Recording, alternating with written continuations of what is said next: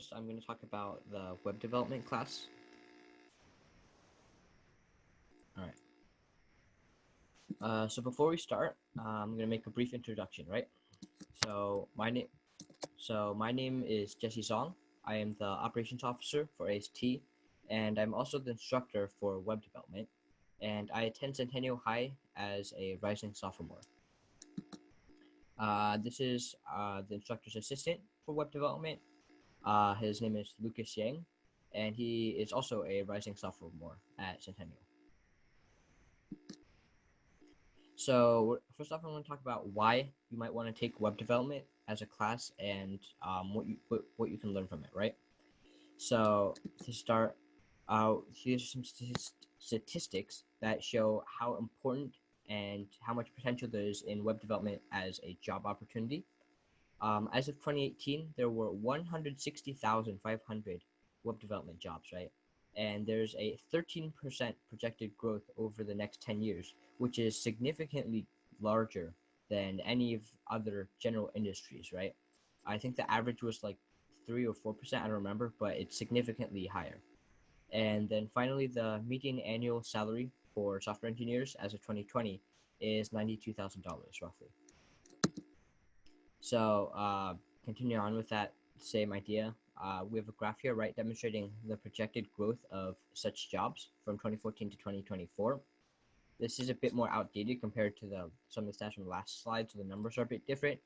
But the fundamental idea is that web development and having these skills is really important these days, and it's a quickly growing industry. So next up, I'm going to move on to what we teach in this class, right? So we're going to be teaching you 3 different languages in the web development class. So starting off, we have HTML, HTML5, right? HTML 5th gen. It's a language used basically for basic frameworks and structuring your website. And if you go on the internet, basically any website that you can see is based off of HTML, right? It's a very important, useful thing to learn. Next up, we're going to talk about JavaScript.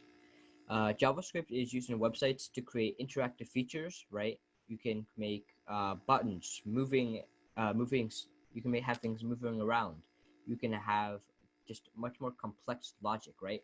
When you're learning JavaScript, it provides a really strong basis for understanding other languages and programming in general, because JavaScript shares a lot of this common syntax ideas, right? HTML and CSS are a bit different, but yeah, that's the core point of JavaScript. And then finally, we're going to talk about CSS. So CSS is used in websites mainly for formatting and visual effects. It's what makes a lot of those websites out there, makes most websites that look decent, right? You can do animations, you can do colors, fonts, texts, sizing, placements. You can do basically any sort of formatting with it, right? And it also has some niche uses outside of websites, such as with XML, which is a similar language to HTML, I guess you could say. And some core concepts, right? We're going to teach you website basics, so how to build a website, how to do the framework with HTML, how to incorporate CSS and JavaScript, etc. We're going to teach you how to apply CSS syntax, right, to your website so that you can style it, you can format it, you can change the text, you can change the font, you can change colors. Then we're going to do 2 parts of syntax for JavaScript. First, we're going to talk about math using JavaScript. You can do it, for example, one thing you might see is making a calculator using JavaScript. You can do that. Yeah, and that's the first step to understanding it. And then next up, we're going to talk about more syntax with it. We're going to do booleans, so yes, nos, if you will, variables, if else's, loops, just a lot of stuff that allows you to do more with your websites. And once again, JavaScript is one of the languages that you can use outside of websites. There's a lot of uses for it, right? You can do it for other scripts and programs. Next up, we're going to talk about keyframe animations using CSS. So it allows you to make things move around more effectively on your website and have basically just make animations, right? Very basic 2D animations. And finally, we're going to talk about application. So we're going to have students most likely work on a project of their choice, right? And we're going to use this and we're also going to teach them the basic, and throughout this course, you can learn the basics so that you can continue improving after the class. Yeah, so thank you for coming here, I guess. And first off, you can contact us at any of the places listed. And does anyone have any questions?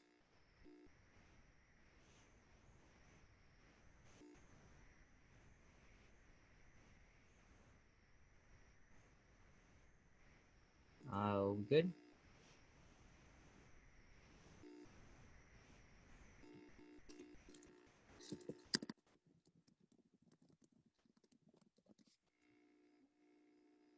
All right, well, please feel free to ask if you have any questions or concerns about this.